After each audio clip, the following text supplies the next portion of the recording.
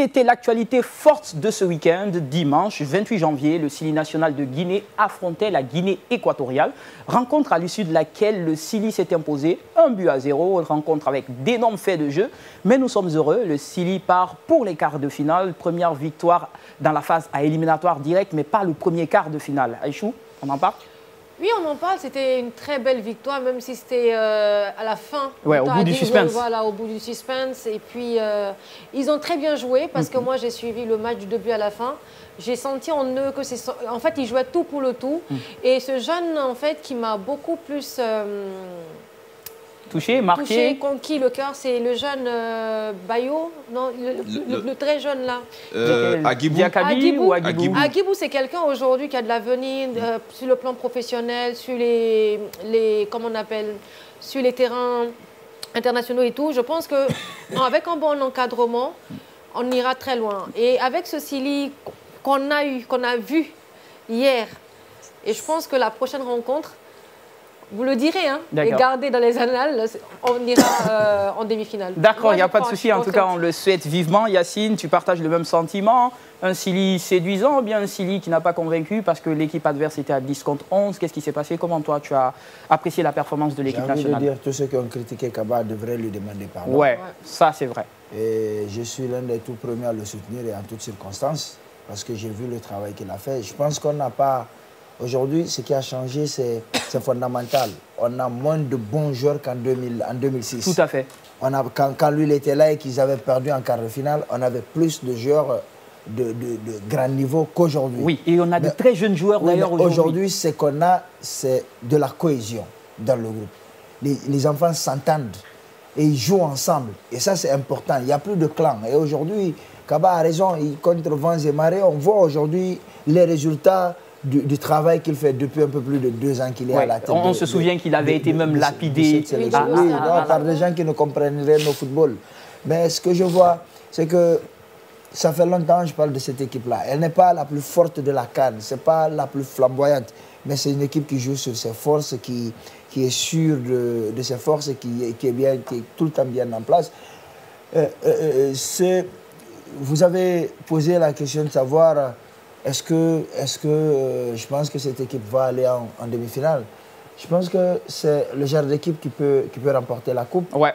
Je n'ai jamais douté du Sili et ce n'est pas parce qu'ils ont gagné aujourd'hui ou qu'ils ont perdu. Tu te rappelles, on a eu une discussion quand ils ont perdu en éliminatoire. Je dis mon analyse, ça ne change pas en fonction de match.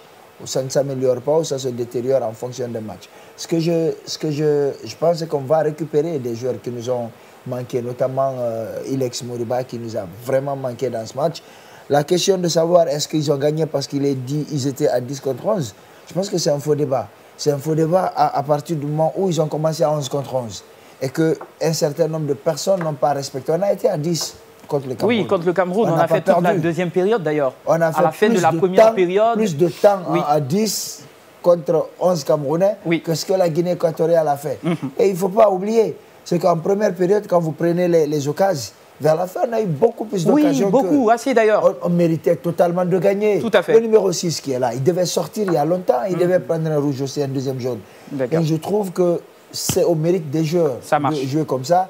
Et comme je l'ai dit la fois dernière dans On refait le monde, d'accord. Le Congo, on est plus fort. Ça marche. On reviendra sur ce sujet d'ailleurs, le Sili. Pascal, ton sentiment rapidement et on va rebondir sur le sujet encore. Sentiment de joie et de fierté surtout parce que cette équipe, on a vu depuis leur première apparition face à la première équipe.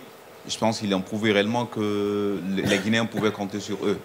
Et avant même le début de la compétition, nous on se retrouvait dans une poule qui était qualifiée comme poule de la mort. Aujourd'hui, sorti de cette poule et voir se qualifier en quart de finale.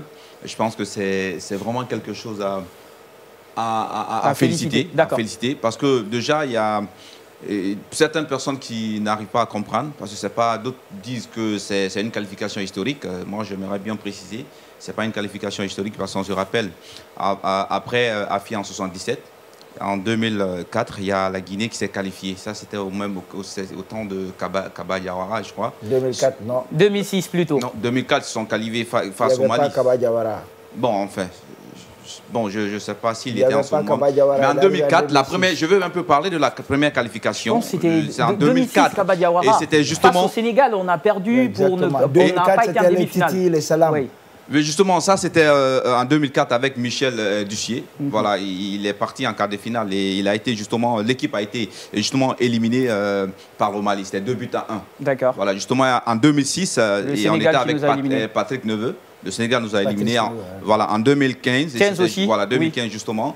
Là-bas, on est allé. Et ça, c'était suite à un tirage. Parce qu'avec le Mali, au premier tour, on avait presque les mêmes points. Il n'y a pas de souci, on va rebondir sur tout ça. Mais j'aimerais... L'information qu'il donne, attention avec ça, avec le fait que ce n'est pas la première fois qu'on se qualifie en quart de finale. Il faut faire très attention. D'accord, une minute Yacine, rapidement. Non, parce que c'est une information qui est vraiment tronquée. En ce sens qu'avant, ce qu'il dit là, c'est qu'on est sorti des poules et c'est directement l'écart. La règle a changé, ça fait juste 2 cannes. Si on regarde bien, l'écart d'hier, c'est l'équivalent des 8e de finale d'aujourd'hui. Voilà, on n'a jamais gagné de match après les poules. Ça marche. C'est la première fois. Ça marche. On le comprend. Cela n'excuse pas quand même d'exclure carrément ces qualifications. D'accord, super. Ce sont des principes qui ont changé. On le comprend, même avec l'euro. On n'a jamais gagné en quart de finale. Jamais, c'est jamais arrivé. En fait, on s'est qualifié comme aujourd'hui. C'est après les poules. C'est juste après les poules. On n'a gagné aucun match. Vous dites la même chose. Vous dites la même chose de façon différente. Même avec l'euro, les nouvelles règles de l'euro qui ont donné naissance au meilleur troisième. Il est en train de remettre en cause le fait qu'on dit c'est la première fois qu'on se qualifie en quart de finale. Rapidement, Yacine. On a assisté après cette victoire du Chili national à la récupération de cette victoire. De nombreux parlent du président CNRD qui apporte chance. On a vu le communiqué de la Fédération guinéenne de football. On a vu le directeur de l'EGP, l'Office guinéenne de publicité, qui sont sortis. On a vu même le maire de la commune de Matam, si je ne me trompe, qui parlait de ce renouveau apporté par le colonel Mamadi Doumbouya, tout ça. Est-ce qu'on ne craint pas une forme de récupération pour encore en faire des arguments pour se maintenir ou bien des arguments politiques? Alors, est-ce qu'il y a eu récupération politique? Oui. Est-ce que je comprends? Oui. Est-ce que si j'étais à leur place, j'aurais fait pareil? Oui. Ça fait combien de temps on joue au foot? Ça fait combien de temps? Est-ce qu'on avait réussi à gagner un match en dehors des poules dans notre histoire? C'est jamais arrivé. Si quelqu'un dit oui, il nous a porté chance, il nous a porté chance. De là à savoir est-ce que c'est à cause de lui qu'on est arrivé là, ça c'est un autre débat. Il nous a porté chance. On a eu combien de présidents? Combien de premiers ministres? Combien de gouvernements? Personne ne nous a apporté chance. Peut-être que c'est le fait que Yacine soit dans OPTS qui a porté chance à la Guinée. Yacine a parlé du Chili national, ça a porté chance à la Guinée. Yacine a cru au Chili national, ça a porté chance à la Guinée. On a parlé sur ce plateau. Toi aussi tu peux le dire, on est en démocratie. Voilà. Ce qui est sûr, c'est que quand quelqu'un dit qu'il a porté chance, une mascotte, c'est porte chance aussi. Mais ce que je dis, c'est qu'on ne dira pas que c'est à cause de lui qu'on est arrivé Justement. Là. Parce que ça, maintenant là, on en parlait il y a quelques jours. On a des problèmes de primes. Les problèmes de primes, justement. Donc, s'il y a eu un renouveau, peut-être c'est parce que c'est un nouveau chef d'État qui leur a donné le drapeau dans un contexte particulier. Il les a d'ailleurs donné le drapeau précédemment, je me souviens. Oui, ils ont déjà défendu le drapeau sous le colonel Mamadi Doumbouya. Oui, déjà. Voilà, ils l'ont déjà fait. Dans un contexte particulier. Mais si on en 2022, au Cameroun. C'est quand on me dit qu'il a porté chance, mais vous ne pouvez pas lui refuser ça. D'accord, il n'y a pas de souci. Nous avons aussi porté chance au Chili national. Tellement d'émissions passées sur le Chili national. À Sabré Kaba Diawara, à dire que ce n'est pas bon. Oula. Vous avez pas... Non, tu ne peux pas nier ça aujourd'hui. Mais laisse-moi finir, Yacine. Il y a eu des propos, en tout cas. Il y a eu des avis différents. Je n'ai pas remis en cause... Il y a une chose qu'on n'a pas fait. On n'a pas remis en cause le patriotisme de Kaba Diawara. On n'a pas remis en cause... Attention, on n'a pas remis en cause ses discours dans les vestiaires parce qu'il fait de très bons discours d'ailleurs, mais on a remis en cause... Laisse-moi finir. On a remis en cause certains de ses choix. Tu as remis en cause sa compétence. Comment tu peux changer ça? Mais Yacine, je n'ai pas changé de mot. Les goûts et les couleurs ne se disputent pas. Je suis pas obligé d'aimer la façon de faire de Kaba Diawara. Si tu l'aimes, tant mieux. Si je l'aime pas, de toute façon, on n'a pas justement, le débat c'était avec Aïchou. Moi, le débat c'était avec Aïchou, je me rappelle.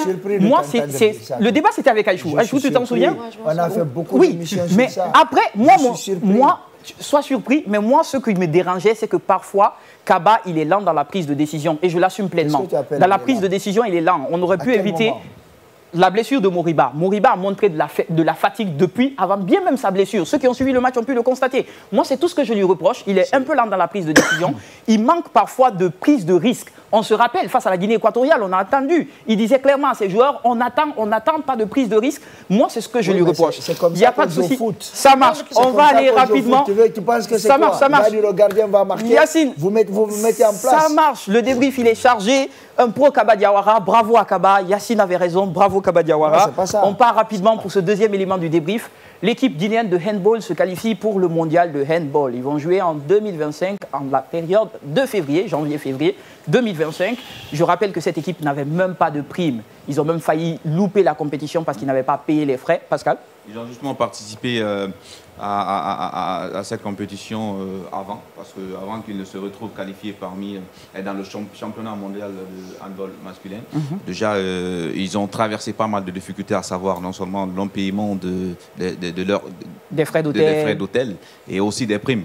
Donc du coup, il faut savoir que cette équipe a traversé beaucoup de difficultés. Mais aujourd'hui, on parle de ce championnat mondial qui est justement à sa 28e édition, qui doit se tenir en 2025. 26e édition 26e édition, d'accord. 26e édition qui doit se tenir en 2025. Et notre équipe s'est qualifiée. On se rappelle, l'équipe sera justement à côté de l'Égypte, la Tunisie, l'Algérie, le Cap-Vert. D'accord. Donc il faut dire en quelque sorte que aussi c'est un sport qui est en train vraiment de marquer aussi sa place, parce qu'aujourd'hui, toutes les attentions sont tournées vers le football parce que c'est la CAN, mais en parallèle, on a aussi notre équipe de handball qui est en train de marquer les pas. Et je pense que c'est une belle chose. Nous devons aussi les accompagner en quelque sorte. Ça marche. Yacine, je ne sais pas, tu te souviens, quand on faisait la matinale, on n'est pas gelé. On parlait souvent de cette équipe de handball, cette fédération d'ailleurs, qui a ramené plusieurs trophées, qui a toujours eu de bons positionnements. Quelque part, est-ce qu'il ne faudrait pas aussi penser à cette fédération qui est parent pauvre du sport guinéen, mais qui quand même ne désenchante pas, qui défend toujours le drapeau? Je me rappelle que leur président même confiait sur ce plateau que parfois c'est eux-mêmes qui payent les frais. Ils investissent de l'argent, pourtant on a un ministère des Sports, on a une fédération qui peine à avoir des sous. Oui, mais en termes de... c'est eux qui payent, ça arrive au football. Kaba Diawara a payé les maillots, Pascal Fembino a demandé aux gens de cotiser pour payer les frais d'hôtel. Ça arrive. C'est notre pays qui est mal organisé par rapport à ça. Maintenant, ils gagnent. Est-ce qu'il ne faudrait pas regarder... Quand tu dis est-ce qu'il ne faudrait pas regarder, est-ce que ça veut dire qu'il faut diminuer un peu l'argent qu'on donne au football pour donner au handball? Non, pas vraiment. Peut-être augmenter les fonds alloués à ces différents sports. C'est bien possible. Est-ce qu'on a l'argent? On a l'argent pour faire des accueils en fanfare. Yacine, on a l'argent pour ça. Placarder des photos, on a l'argent. C'est pas ça la question. Est-ce qu'on a l'argent? Il y a l'argent. Ils nous ont dit qu'il y a l'argent. L'économie se porte bien. Ça a été dit par le président de la République dans son discours. Notre économie va bien. Il y a suffisamment d'argent, Yacine. L'argent n'est pas une excuse.